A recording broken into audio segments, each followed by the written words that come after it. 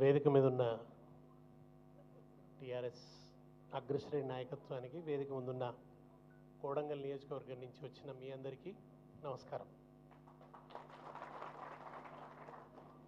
ప్రజాపాలన పేరిట గద్దెనెక్కి భయంకరమైన ప్రజా పీడన చేస్తున్న కాంగ్రెస్ ప్రభుత్వానికి మొట్టమొదటి ప్రతిఘటనను రుచి చూపిన కోడంగల్ ప్రజానీకానికి నేను మనసారా అభినందనలు తెలియజేస్తున్నా. నాకు ఈ రేవంత్ రెడ్డి పరిస్థితి ఇవాళ చూస్తుంటే నాకు ఎప్పుడు పంచతంత్రంలోనే ఒక కథ యాదికి వస్తున్నది. ఓ నక్కకి ఊర్లో మన అడవిలో ఆహారం దొరకక ఊర్లోకి వచ్చిందట. ఊర్లోకి వచ్చి అది దోబీ ఘాట్ల దగ్గర తిరుగుతున్నది.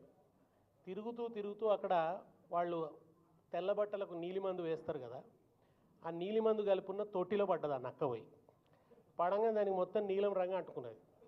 ఆ నీలం రంగుతున్నది అడవిలోకి పోయింది. పోగానే అడవి జంతువులన్నీ ఇదేదో కొత్త జంతువు అనుకొని భయపడ్డాయి. ఎందుకంటే నీలం రంగులో ఉండదు కదా నక్క, ఇదేదో బ్లూ కలర్లో ఉన్నది, ఇదేంది అని చెప్పి అన్నీ భయపడ్డాయి.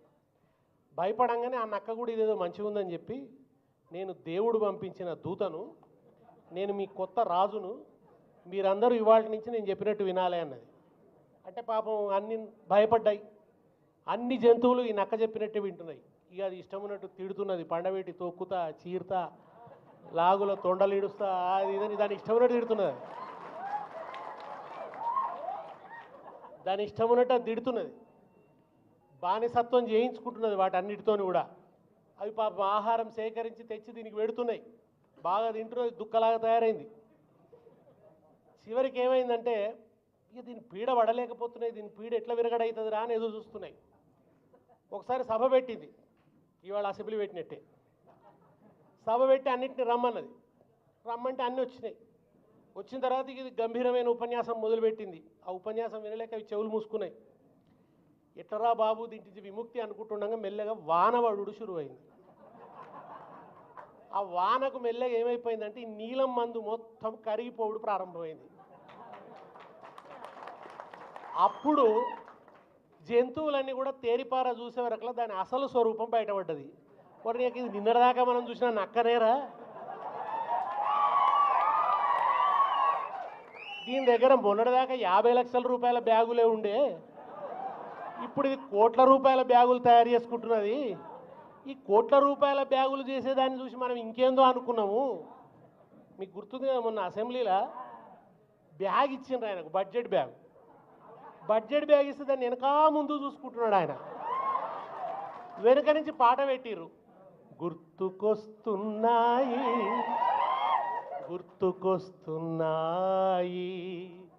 ఎదలోపల ఏమూలనో నిద్రించు జ్ఞాపకాలు గుర్తుకొస్తున్నాయని పెట్టిరు. మనోళ్ళు కరెక్ట్ పెట్టిరు.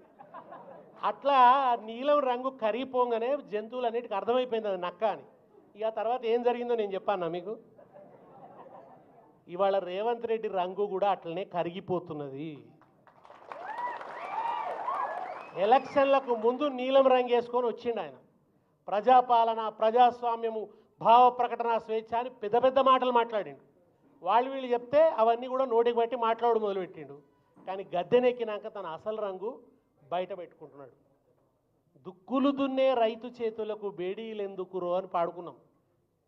ఇవాళ విత్తనాలు వేసే రైతు చేతులకు, దుక్కులు దున్నే రైతు చేతులకు, పంటలు తీసే రైతు చేతులకు బేడీలు వేసి దుర్మార్గంగా లాకపు హింసలు, మా భూమి మాకు ఉండాలన్నందుకు, మా భూమిలో మేము వ్యవసాయం చేసుకొని బతుకుతాం. నిజానికి ఆయనకు ఫార్మా కంపెనీలు పెట్టేటందుకు బోలెడంత భూమి హైదరాబాద్లో ఉన్నది. కానీ ఆ హైదరాబాదును కాదని లగచర్ల మీద పడ్డాడు. కానీ లగచర్లలో ఉన్నది లంబాడి బిడ్డలు. ఈయన లొంగదీస్తే లొంగే రకాలు కాదు. లంబాడి బిడ్డల శక్తి ఏందో, శౌర్యం ఏందో చూపిస్తే తట్టుకోలేకపోయిండు. ఆ కసి మనసులో పెట్టుకొని అర్ధరాత్రి ఊరు మీద పడి తీసుకుపోయి లాకప్లో పెట్టి 3rd డిగ్రీ హింసలు ప్రయోగించిండు. 3rd డిగ్రీ హింసలు ప్రయోగించడే కాక జైల్లో పెట్టి 40 రోజుల నుంచి విడుదల చేయక ఒక నియంతృత్వ పరిపాలన చేస్తూ రాక్షసానందం పొందుతున్నాడు. చివరికి మొన్న హీరియా నాయక్ పాపం గుండెపోటు వస్తే ఎంత కరడుగట్టిన నేరస్తుడైనా, టెర్రరిస్టునైనా సరే గుండెపోటు వస్తే